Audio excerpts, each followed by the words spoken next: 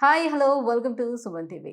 Hair అనేది మన బ్యూటీని ఇంకొంచెం ఎన్హాన్స్ చేయడానికి ఉపయోగపడుతూ ఉంటుంది. బట్ ఇటీవల కాలంలో చూస్తే చాలామంది కంప్లెయింట్ చేస్తూ ఉంటారు హెయిర్ లాస్, హెయిర్ లాస్. ఒకప్పుడైతే వంశపారపర్యంగా మాత్రమే మనకి బట్టతల అనేది చూసేవాళ్ళం. బట్ ఇప్పుడు దాంతో అసలు సంబంధం లేకుండానే చాలా మందిలో బట్టతల సమస్యను కూడా మనం చూస్తూ వస్తున్నాం. సో, దీనికి రకరకాల కారణాలు ఉండొచ్చు. సో, హెయిర్ ఫాల్ అయిపోతుంది అని అంటేనే చాలా మందిలో టెన్షన్ అనేది, ఆ స్ట్రెస్ అనేది స్టార్ట్ అయిపోతూ ఉంటుంది. దానికోసం రకరకాల షాంపూల్ని అంటే చేంజ్ చేస్తూ ఉంటారు. అలాగే ఆయిల్స్‌ని చేంజ్ చేస్తూ ఉంటారు.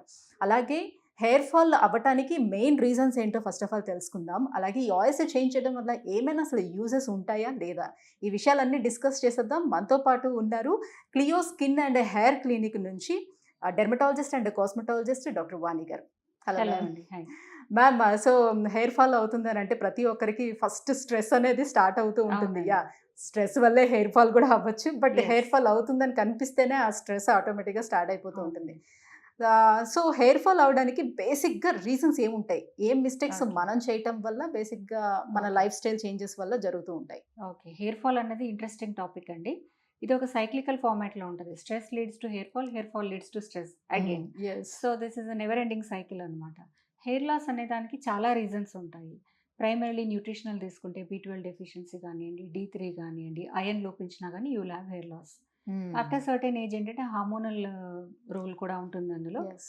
The basic major hormones thyroid hormone గానియండి, పీసీఓడీ ఉన్న కిడ్స్‌కి ఆండ్రోజెన్ లెవెల్ ఇంక్రీజ్ కావడం మూలాన గానియండి, హెయిర్ లాస్ అనేది సివియర్‌గా మనం చూస్తూ ఉంటాం. హ్మ్. అపార్ట్ ఫ్రమ్ దిస్ మెన్‌కి డిఫరెంట్‌గా ఉంటుంది. వుమెన్‌కి కూడా డిఫరెంట్‌గా ఉంటుంది. హ్మ్. మెన్‌కి ఆండ్రోజెనెటిక్ అలోపేషియా అంటాం. వంశపారంపర్యంగా ఇప్పుడు ఏదైతే మనం డిస్కస్ చేసామో అలా వచ్చేదాన్ని ఆండ్రోజెనెటిక్ అలోపేషియా, బాల్డింగ్ అంటామనమాట. హ్మ్.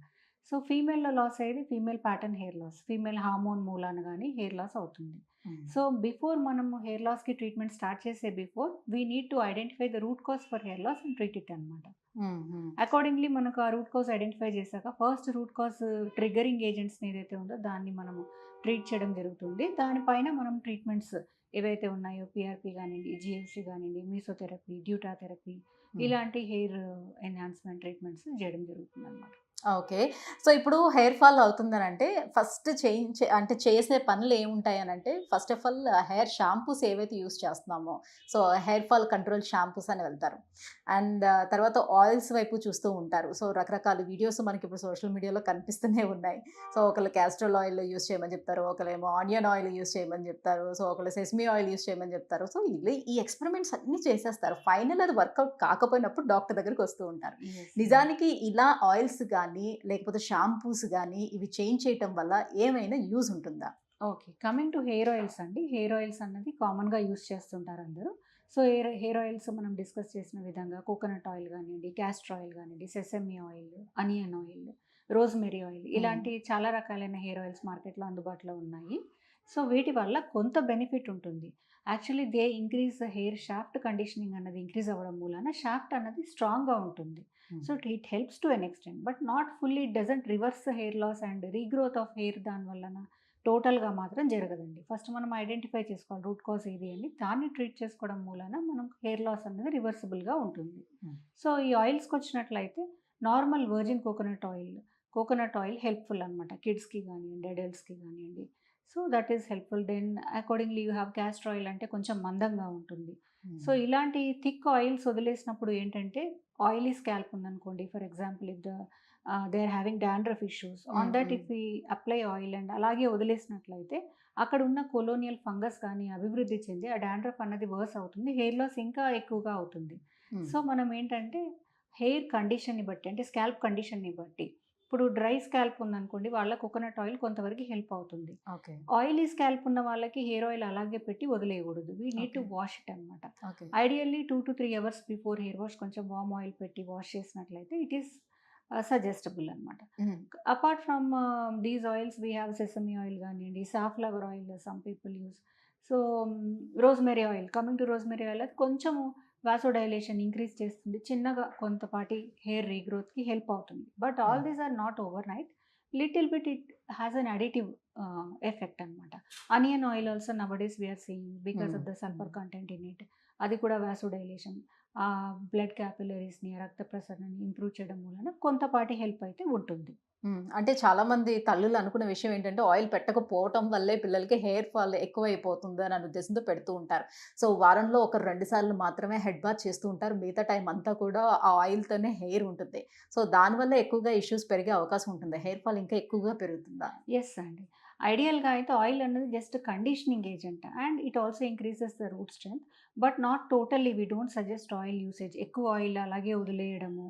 అది it attracts dirt and grimes and ఆ ఫర్దర్ ఉండే హెయిర్ లాస్ కండిషన్ వర్సన్ అవుతుంది. ఈ హ్మ్. డాండ్రఫ్ కూడా ఎక్కువగా అక్కడ అభివృద్ధి చెంది హెయిర్ లాస్ అన్నది ఇంకా ట్రిగ్గర్ అవుతుంది. So, okay. It is always ideal oil పెట్టిన వెంటనే ఒక 2, 3 అవర్స్ తర్వాత వాష్ చేసుకోవడం. హ్మ్. హ్మ్. సో, వీక్లీ ఇప్పుడు ట్వైస్ ఆర్ థ్రైస్ అంటే టేక్ ఎ విజిట్. డాండ్రఫ్ ఉండడం వల్ల కూడా హెయిర్ ఫాల్ అవుతూ ఉంటుంది కదా! అసలు బేసిక్‌గా డాండ్రఫ్ అనేది ఎందుకొస్తుంది? ఓకే. గుడ్ క్వెషన్ అండి. డాండ్రఫ్ అనేది అక్కడ ఉండే కొలోనియల్ ఫంగస్ ఏదైతే అభివృద్ధి చెందడం మూలాన డాండ్రఫ్ అన్నది వస్తుందనమాట. ఈ డాండ్రఫ్ అన్నది మనకి అండర్‌లయింగ్ హార్మోన్ మూలాన హ్మ్. ఆండ్రోజెన్ అనే పర్టిక్యులర్ హార్మోన్ రైజ్ అయినప్పుడు అక్కడ ఆయిల్ గ్రంథులు ఆయిల్ ఎక్కువగా ఉత్పత్తి చేయడం జరుగుతుంది.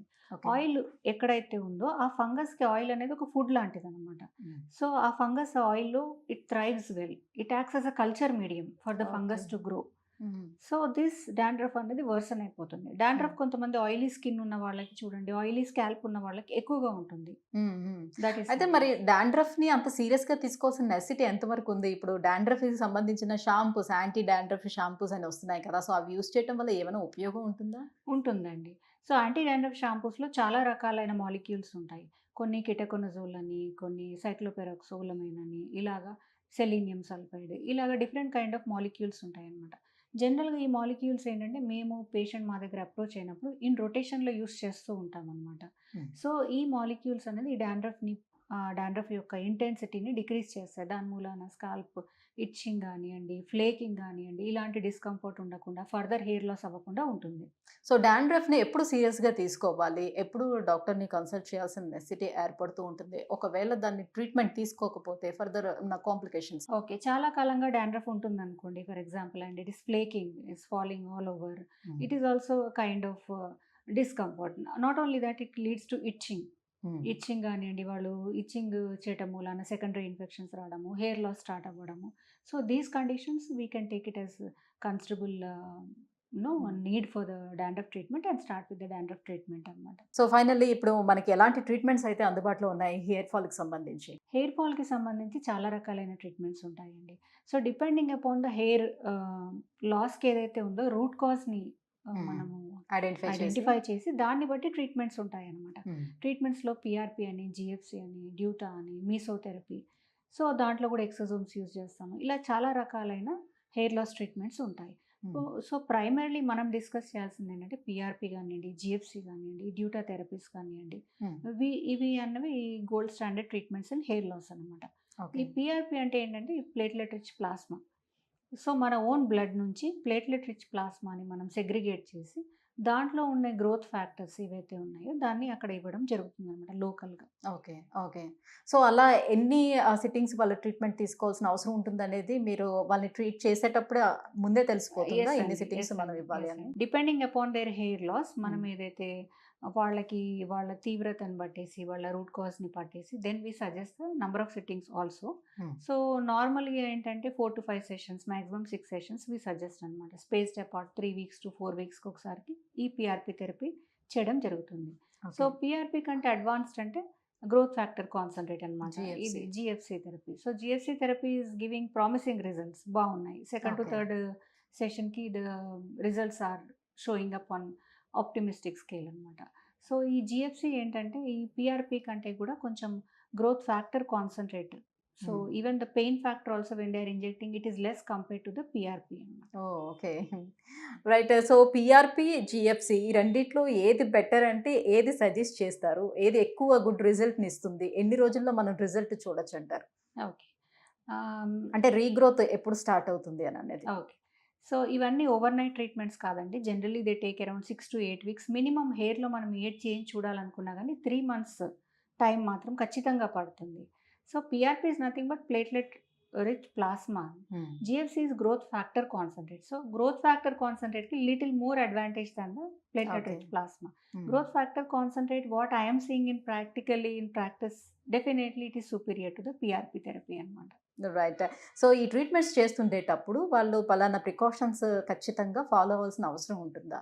అవునండి. ప్రికాషన్స్ అంటే when coming to what they have to use, serums కానియండి, షాంపూస్ కానియండి, ద హెయిర్ ఆయిల్ కానియండి, how to use and when to use, and root cause వాళ్ళకి ఏదైతే ఉందో దానికి సంబంధించిన న్యూట్రిసూటికల్స్ కానియండి, hormonal medications, therapies what we suggest అన్నది కంపల్సరీగా వాళ్ళు they have to follow up అనమాట.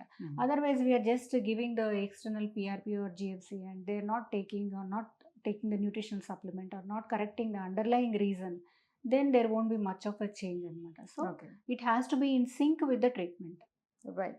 Thank you ma'am. Thank you so much. So hair fall అవ్వటానికి మేజర్‌గా రీజన్స్ ఏముండొచ్చు? మన దగ్గర అవైలబుల్‌గా ఉన్నటువంటి ట్రీట్మెంట్స్ ఏంటి? అవన్నీ కూడా ఎక్స్‌ప్లెయిన్ చేసినందుకు thank you so much. Thank you. So viewers చూస్తున్నారు కదా, హెయిర్ ఫాల్ అవుతుందంటే ఫస్ట్ ఆఫ్ ఆల్ షాంపూస్ అలాగే ఆయిల్స్‌ని మనం చేంజ్ చేయడం కాదు. ఆ హెయిర్ ఫాల్ అవ్వటానికి అసలు రూట్ కాజ్ ఏంటనేది మనం చూయించుకోవాలి. దానికి తగ్గట్టుగా ట్రీట్మెంట్ తీసుకున్నామంటే, అంటే అది ఎంత యాజ్ ఎర్లీ యాజ్ పాసిబుల్ దాన్ని ఐడెంటిఫై చేసి ట్రీట్మెంట్ తీసుకున్నామంటే బెస్ట్ రిజల్ట్స్ అనేది మనం చూడొచ్చు. మీలో ఎవరైనా హెయిర్ ఫాల్‌తో బాధపడుతున్నట్లయితే కింద స్క్రోల్ అవుతున్నటువంటి నెంబర్లకి కాల్ చేయండి. క్లియో స్కిన్ అండ్ హెయిర్ క్లినిక్‌ని ఒకసారి అప్రోచ్ అవ్వండి. Thank you.